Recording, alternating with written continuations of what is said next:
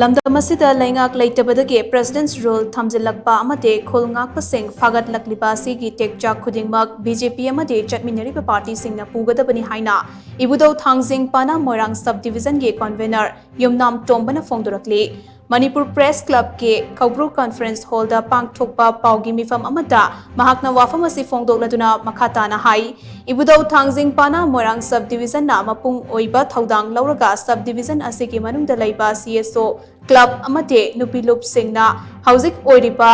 leibak asigi tangdu leitabadagi fibam asigi waroishin ama purakpa ngamdriba state asida President's rule Thamjillakpa amate Manipur Legislative Assembly da suspended animation thamkhiba asi yamna hakchinna lawi oirakliba fibam asida masa ngakthokjanaba leiriba Khul Ngakpa sing phagatlakliba ase BJP amate party asiga chatminnariba party singna thokhanbani Lamdam asigi miyamna Lamdam asida President's rule thamba pamde haina so mahakna makhatana phongdokhi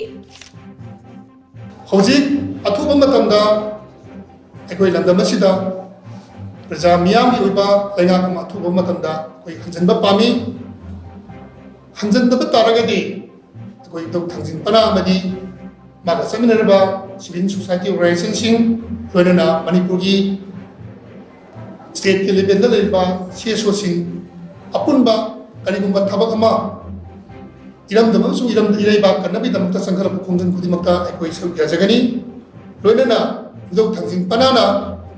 ngasi ki politician sing amadi political party sing da amadi governor sing da thamningba wafam amadi Ibudhou Thangjing Pana na leiba sarsalama athuba matam da lehenba khudakta Manipuri ki PR lothokpa Manipur da person lehendaba chingkhong chingya da leiba Khul Ngakpa singbu phagatpa khudakta lepkadobani Indian government na Manipur double standard policy shin na